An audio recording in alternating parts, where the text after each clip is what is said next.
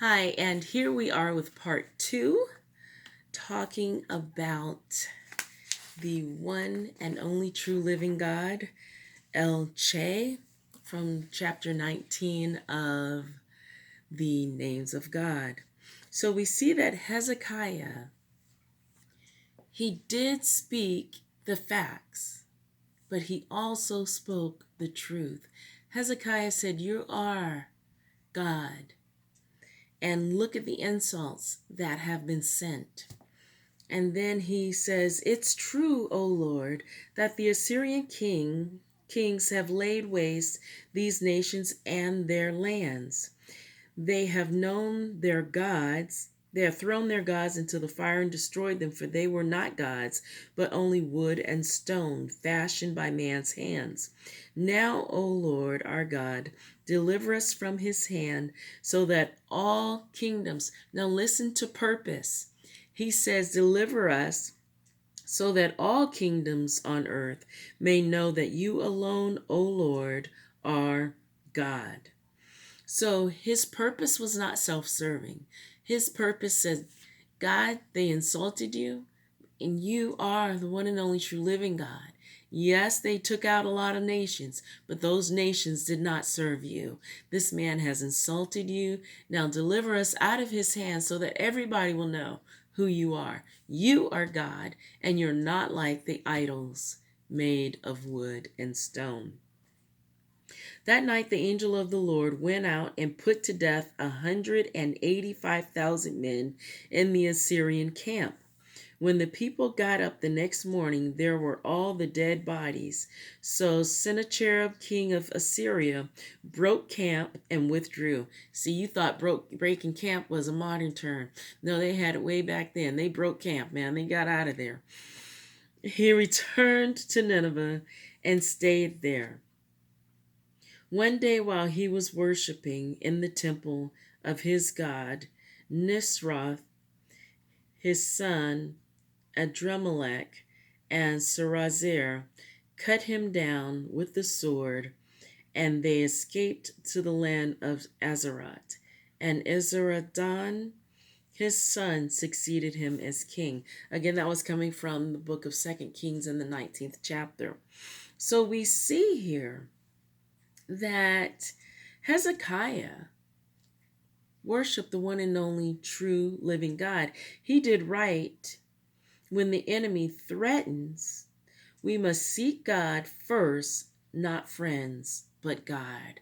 How often do we want sympathy? We want to spread the bad news.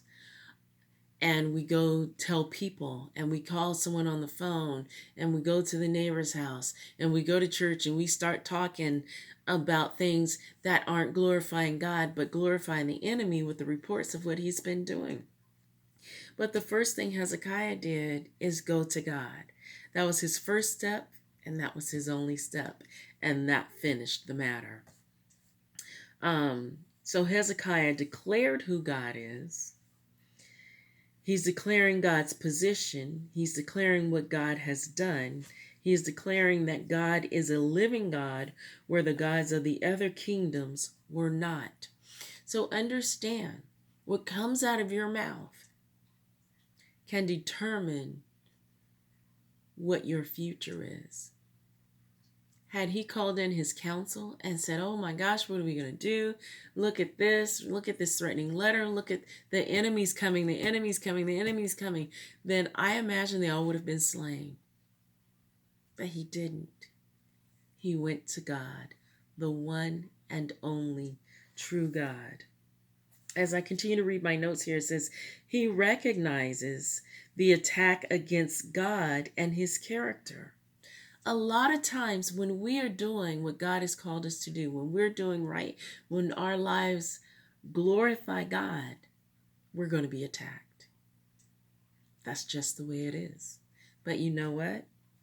We go to God with it. He differentiates between God and gods and petitions for victory in war to the glory of God. Isn't that amazing? And God acted on the prayers of faith,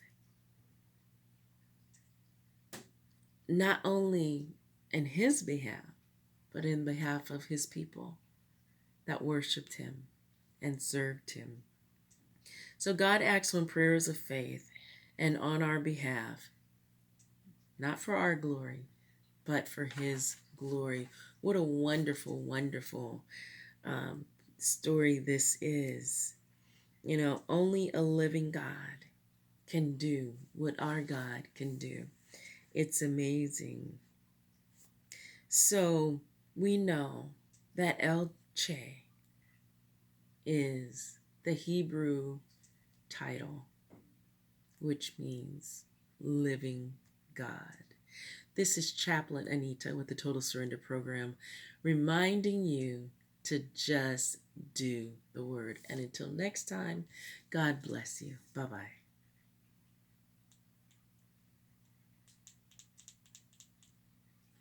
My remote doesn't work.